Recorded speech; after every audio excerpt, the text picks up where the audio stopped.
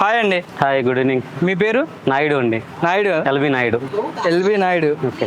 And మీ constitution అండి? ఉమ్మడి విశాఖ జిల్లా, ఇప్పుడు కొత్తగా జిల్లా అనకాపల్లి జిల్లా అయింది.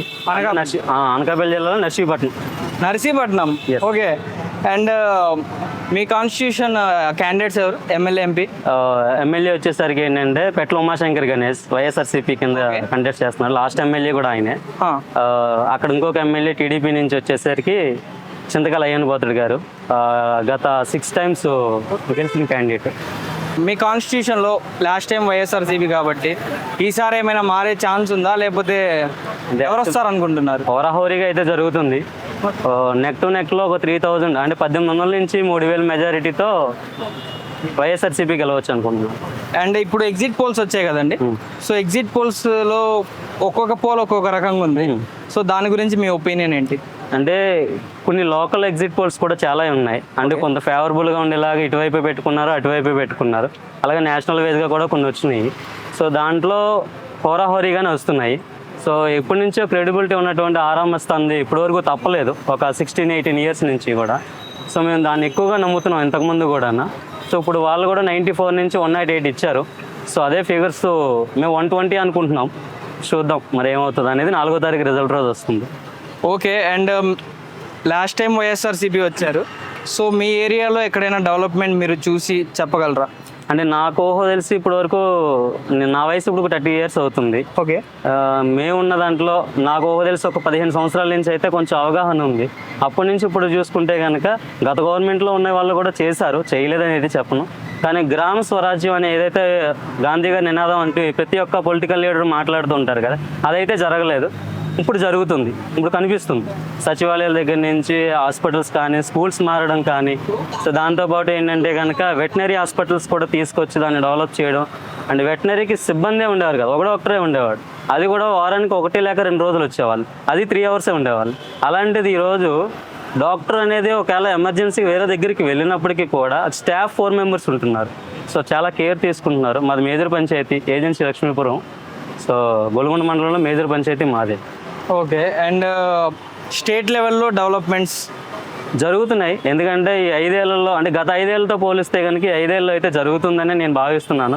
చాలామందికి కూడా తెలుసు, కాకపోతే కొంతమంది చూడాలనుకోరు కాబట్టి కనిపించదు. సో చూస్తే క్లారిటీగా కనిపిస్తుంది. ఎందుకంటే 2 ఏళ్ళు కరోనాలో పోయినప్పటికీ కూడా చాలా దీనస్థితిలో ఉన్నటువంటి రాష్ట్రం కూడా విడిపోయిన తర్వాత అప్పుల్లోనే ఉంది 14 నుంచి కూడా. సో దాన్ని కొంచెం ఏదో చేసి అదని ఇదని అమరావతి అని చేశారు. సో ఇప్పుడు వచ్చేసరికి ఏంటంటే ఇప్పుడు ఉన్నటువంటి ఏదైతే వైఎస్ఆర్సీపీ 19 నుంచి వచ్చిన కాంచి ఇక డెవలప్మెంట్ని బ్యాలెన్స్ చేస్తుంది. అలాగే సంక్షేమ పథకాలు కూడా చాలా బాగా డెవలప్ చేసి పంపిస్తున్నారు.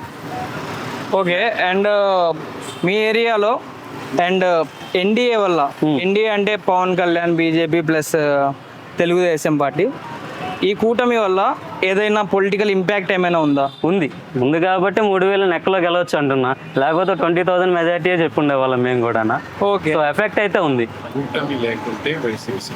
సో కూటమి లేకపోతే ఒకవేళ వైసీపీ సిచ్యువేషన్ ఏంటి? వైసీపీ అనేది కళ్ళు మూసుకొని గెలిచే సీట్ అది. సో ఇప్పుడు 5 ఏళ్ళ నుంచి చూసుకుంటే కనుక.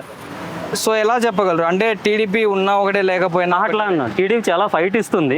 అండ్ క్యాండిడేట్ కూడా చాలా మంచి క్యాండిడేట్. అంటే కొంచెం వ్యక్తిగతంగా పక్కన పెడితే కనుక పార్టీ వేజ్గా అయితే స్టాండ్ బై ఉన్న క్యాండిడేటే. కాకపోతే వైసీపీ 5 ఏళ్ళలో direct Jagan to voluntary to ఎవరైతే లబ్ధిదారు ఉన్నాడో వాళ్ళకి వెళ్తుంది కాబట్టి, ఇంతకు ముందులా లేదు కాబట్టి డాన్సర్గా ఓట్లు పడతాయి అని అంటున్నాం. ఓకే. అండ్ మీ కాన్స్టిట్యూషన్ కాకుండా సేమ్ ఇదే కూటమి స్టేట్ లెవెల్లో ఏమైనా ఇంపాక్ట్ ఇచ్చిందా, లేకపోతే లేదా? చూపించింది. ఈరోజు ఎగ్జిట్ పోల్స్ ఒక పార్టీకి ఈక్వల్గా ఏవి కూడా చెప్పలేకపోతున్నాయి అంటే అది జనసేన ఎఫెక్ట్ వల్ల. సో ఆ కూటమిలో అయితే అది ప్రభావం ఉంది. సో పవన్ కళ్యాణ్ వల్ల పాలిటిక్స్లో ఏమైనా ఇంపాక్ట్ వచ్చిందా, లేకపోతే చేంజెస్ ఏమైనా వస్తాయా ఫ్యూచర్లో? అంటే ఏ రకంగా అడుగుతున్నారు? ఏ రకంగా అంటే డెవలప్మెంట్లో కానివ్వండి, లేకపోతే పార్టీలు మారడంలో కానివ్వండి, క్యాండిడేట్స్ గ్రాబింగ్లో కానివ్వండి, అలాగా. అండ్ డెవలప్మెంట్ వేజ్గా అయితే ఏ ఇంపాక్ట్ వస్తుందో లేదని తెలియదు, కానీ చెప్పలేను. కానీ అంటే ఆయన ఇప్పటివరకు మనం చూడలేదు కాబట్టి. సో రాజకీయంగా చూసుకుంటే కనుక ఓట్ షేర్ని అయితే కనుక పడగొట్టాడు. ఆ విప్లవాత్మకమైనటువంటి నిర్ణయం తీసుకొని కొంచెం తీసుకొచ్చారు. ఓట్ షేర్ వేజ్గా అయితే కనుక పడింది. ఆ ఇంపాక్ట్ అయితే కనిపిస్తుంది. లేదా వైఎస్ఆర్సీపీకి ఓట్ షేర్ పర్సెంటేజ్ ఇంకా ఎక్కువ ఉండేది. ఓకే, ఈసారి ఓట్లు బాగా చీలాయి అంటున్నారు. దీనివల్ల మేజర్ పర్సన్స్ ఎవరు? పవన్ కళ్యాణ్ గారు. పవన్ కళ్యాణ్. సో షర్మిల గారు ఏమీ ఇంపాక్ట్ లేదా? ఇంపాక్ట్ ఉంటుంది, లేదని చెప్పను. కాకపోతే అనుకున్న రీతిలో అయితే ఏమి ఉండదు. జస్ట్ ఏంటంటే ఒక కాన్స్టిట్యున్సీకి 1000 ఓట్లు చేర్చడంలో కూడా ఒక 2% వరకు చేంజెస్ అనిపిస్తుంది. Okay, me point of view ప్రకారం ఎన్ని సీట్స్ రావచ్చు వైఎస్ఆర్సీపీ? మేమనుకునేది ఏంటంటే 95 to 120. 95 to same RR Mastan ఇచ్చిన 94 to 118 ఎంత ఇచ్చినట్టున్నారు, 105 ఇచ్చినట్టున్నారు. సో మేము 120 వరకు వస్తుందని చూస్తాం. 120. So next CM will be Jagan అంటారు. జగన్ అంట చేసినవి ఉన్నాయి కదా, కనిపిస్తున్నాయి కదా. సో క్యాపిటల్ గురించి, క్యాపిటల్ చాలా ఇష్యూ అయింది స్టేట్ నేషనల్ లెవెల్లో కూడా. చాలా యూట్యూబర్స్ కూడా ట్రోల్ చేశారు క్యాపిటల్ లేని స్టేట్ ఆంధ్ర ఒకటే అని. సో దీని గురించి మీ అభిప్రాయం ఏంటి? నెక్స్ట్ క్యాపిటల్ ఏది ఉండొచ్చు? సో క్యాపిటల్ 3 క్యాపిటల్ అని నినాదం అయితే తీసుకొచ్చారు. ఎందుకంటే 3 వేజులుగా డెవలప్ అయితే ఒకే దగ్గరే పెడితే రేపొద్దున ఏదైనా ప్రాబ్లం వస్తే ఎఫెక్ట్ పడుతుందని చెప్పేసి. సో ఇప్పుడు ఏంటంటే 3 క్యాపిటల్స్ అనేది మొత్తం ఏరియాను డెవలప్మెంట్ చేయడం కోసమే, అంతే తప్ప వేరే రకంగా అయితే కాదు. సరే క్యాపిటల్ అయితే వైజాగ్ ఉంటుంది అనుకున్నా, ఎందుకంటే అన్నీ ఉన్నాయి అక్కడ. సో ఇప్పుడు అడిషనల్గా ఎక్కువ బడ్జెట్ పెట్టాల్సిన అవసరం లేదు, తక్కువ బడ్జెట్తోనే అక్కడ అన్నీ సమకూర్చుకోవచ్చు. సో అమరావతి అట్లా కాదు. సో ఇప్పుడు ప్రతిదీ కూడా పునాదితో సహా లేపుకుంటూ వెళ్ళాలి. అలా వెళ్ళాలంటే మినిమం 20 to 30 years పడుతుంది. సో కొంచెం చూపించడం కోసం. సో పేపర్ కటింగ్ వేజ్గా అయితే ఎలాగైనా చూపించుకోవచ్చు. రియాలిటీ వేజ్గా వస్తే కనుక 20 years అయితే అబోవ్ పడుతుంది అమరావతిని డెవలప్ చేయాలంటే. అన్ని లక్షల కోట్లు ఇక్కడ ఇన్వెస్ట్ చేయడానికి లేదు కాబట్టి రాష్ట్రంలో. సో ఉన్న దాంట్లో డెవలప్ చేసుకుంటూ ఆ ఏరియాలో కూడా డెవలప్ చేస్తే బాగుంటుందని నా అభిప్రాయం. ఎందుకంటే 3 క్యాపిటల్స్ అంటున్నారు కాబట్టి శాసన రాజధాని కింద అదే ఉంటుంది, అదే లెజిస్లేటివ్ క్యాపిటల్ కింద ఉంటుంది. సో ఇది రాజధాని ఎప్పుడు ఆంధ్రప్రదేశ్కి ఏంటంటే కనుక ఫైనాన్షియల్ క్యాపిటల్ అయితే విశాఖపట్నమే కాబట్టి విశాఖపట్నమే చేస్తే బెటర్ అని నా ఒపీనియన్. సో ఇప్పటిదాకా మనం స్టేట్ పాలిటిక్స్ గురించి మాట్లాడుకున్నాం. అండ్ సెంట్రల్ గురించి మీ అభిప్రాయం ఏంటి? సెంట్రల్ గురించా?